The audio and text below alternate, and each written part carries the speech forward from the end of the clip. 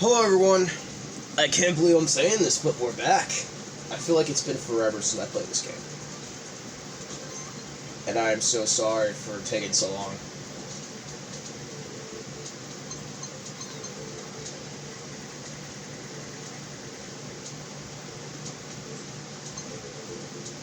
Okay, here's our next one. Making plummets perilous. Hello. Time to start step 3 of lesson 4. Last time we set up an alien as an enemy character, and we made it so the game automatically resets if the alien destroys the player character. And stay with me here, but, well, could you try falling off the stage? Yep, nothing but an eternal plunge into the bottomless abyss. You just keep falling forever. I guess we could rethink this, call our game Forever Fall instead. Nah, let's fix it, so that you get a retry if you fall off the stage. To the program screen! Go! We know the game gives you a retry when the player is destroyed, so we should make it so that falling from the stage also destroys the player. But how do we trigger something like that? The player falls off the stage? By checking the player's location. To be more precise, by using a Nodon that monitors a thing's location, namely the location sensor Nodon. Select Objects, Sensors, Location Sensor, to call up the location sensor Nodon. How do you do? I'm the location sensor Nodon.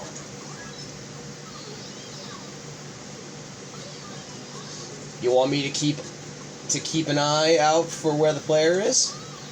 Of course, just leave it to me. Now let's move the location sensor Nodon above the person Nodon. Open up its setting. Disable visible under properties. Now close the screen. Now we'll connect it to the person Nodon.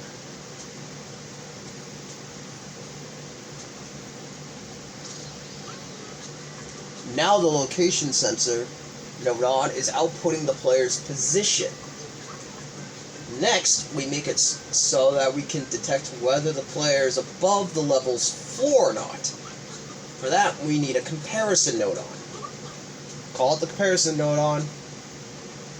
You want the less type.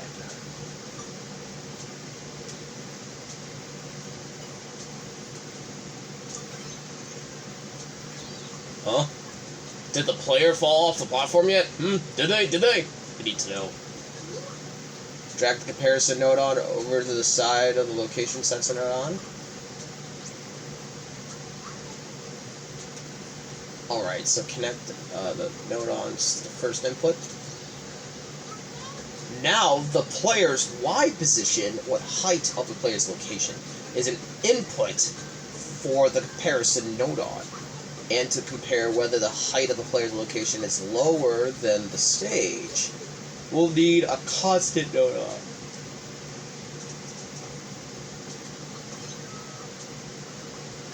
Constant Nodon reporting for duty, and I'm feeling as unchangingly steadfast as ever.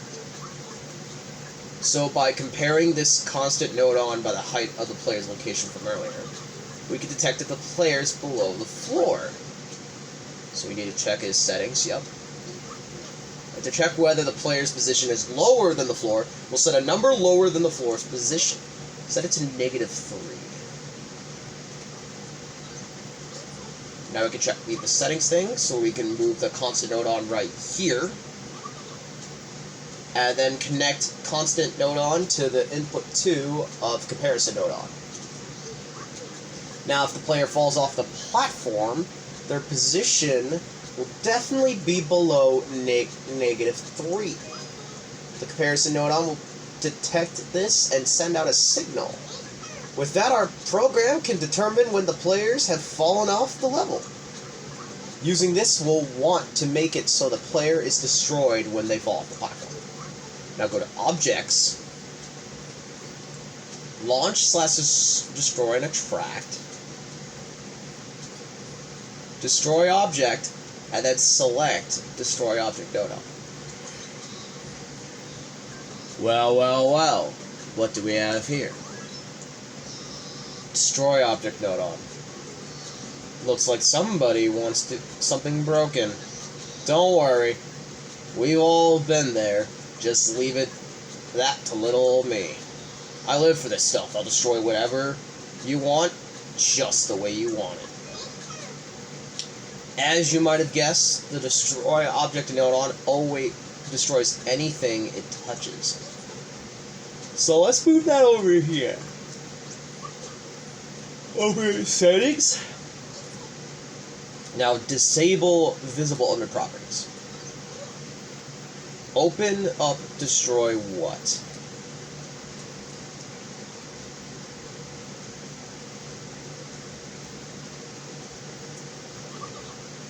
Here's where you can tell the Destroy Object Nodon what to destroy. Enable Person. Perfect. Now close setting screens. Could you connect the Destroy Object Nodon to the Person Nodon? The Destroy Object Nodon and the Person Nodon are now linked. So the player is constantly in contact with the Destroy Object Nodon. This will be fun. To finish up, connect the Comparison Nodon.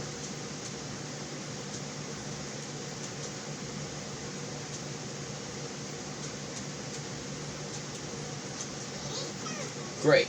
This way the player will be destroyed whenever the Comparison Nodon sends an output signal. In other words, if the player were to suffer an unfortunate fall from the level, I'll be only too happy to do some breaking. It'd be a kindness, really.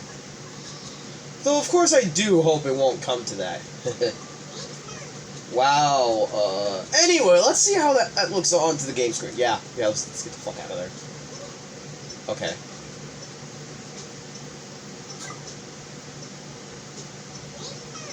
Falling from the level destroys the player. We get an automatic retry. Looks like we've got an action game going. Let's go back to the programming screen. You know what this means. Start the fanfare. You've cleared step 40.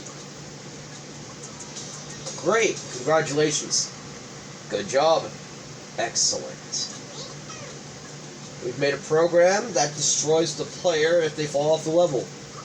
In the next step, we'll set up a bunch of cool features for the level. See you next time.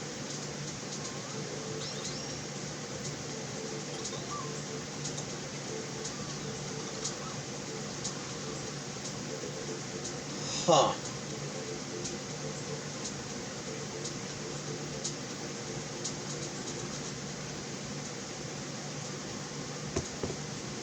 Well, that was certainly interesting, to say the least. Definitely an important step in our programming journey. Absolutely. I feel like these steps get somewhat quicker.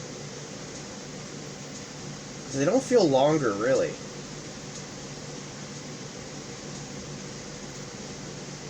Sorry, I'm checking what part we're on. It's been a while. Oh my god, it's been a while. Yeah, part 39. Oh, damn.